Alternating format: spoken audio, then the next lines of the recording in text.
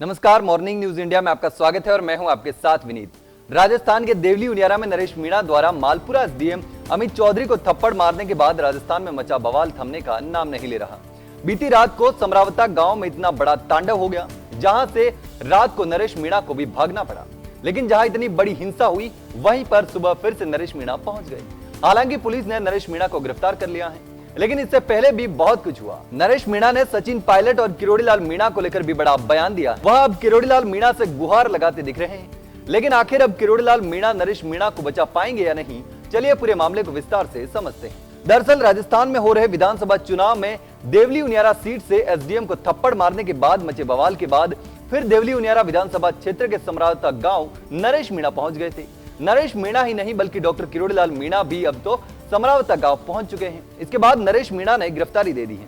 लेकिन गिरफ्तार होने से पहले नरेश मीणा ने किरोड़ीलाल मीणा को लेकर बड़ा बयान दिया और उन्होंने किरोड़ीलाल मीणा से न्याय की गुहार भी लगाई है।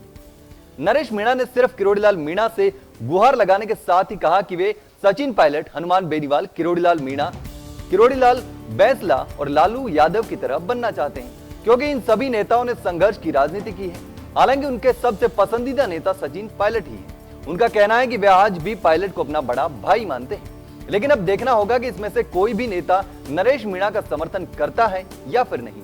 हालांकि नरेश मीणा ने कहा कि मुझे किरोड़ीलाल से उम्मीद है कि वह हमें न्याय दिलवाएंगे। जनता को न्याय की जरूरत है, इसमें वो न्याय जरूर दिलवाएंगे। नरेश मीणा ने कहा कि सरकार पर हमें भरोसा नहीं है, सिर्फ किरोड़ीलाल मीणा पर हमें पूरा भरोसा है। ऐसे में अब देखना होगा कि वह सहायता करते हैं या फिर नहीं। वहीं गिरफ्तार होने से पहले नरेश मीणा ने पुलिस को चैलेंज देते हुए कहा था कि मैं इंतजार कर रहा हूं, पुलिस आए और मुझे गिरफ्तार करे। नरेश मीणा ने गिरफ्तारी के एक सवाल पर कहा था कि पुलिस को आने दो, कर लेने दो मुझे अरेस्ट। मैंने पहले ही पुलिस वालों से कहा था कि मुझे हल्के में मत लो। मैं बार बार कह रहा हूं कि कलेक्टर को बुला लो, लेकिन उन्होंने एक नहीं सुनी। मैंने एसडीएम को थप्पड़ मार दिया, फिर भी वो नहीं माने। तब मैंने कहा कि चलो एसपी से ही बात करवा दो, जो कहेंगे वो कर लेंगे। लेकिन किसी ने मेरी एक बात नहीं सुनी। अब मैं इंतजार कर रहा हूं कि पुलिस आए और मुझे गिरफ्तार करे। हालांकि अब वह गिरफ्तार हो चुके हैं। इसके साथ ही रात को हुई घटना पर कहा था कि समरावता गांव में इस वक्त की तस्वीरें जो है वो विचलित करने वाली है। घरों में खून पड़ा हुआ है, बुजुर्गों को मारा गया है।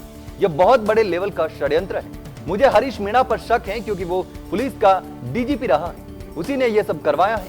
मुझे शक है कि कलेक्टर बीजेपी के इशारे पर काम कर रही थी।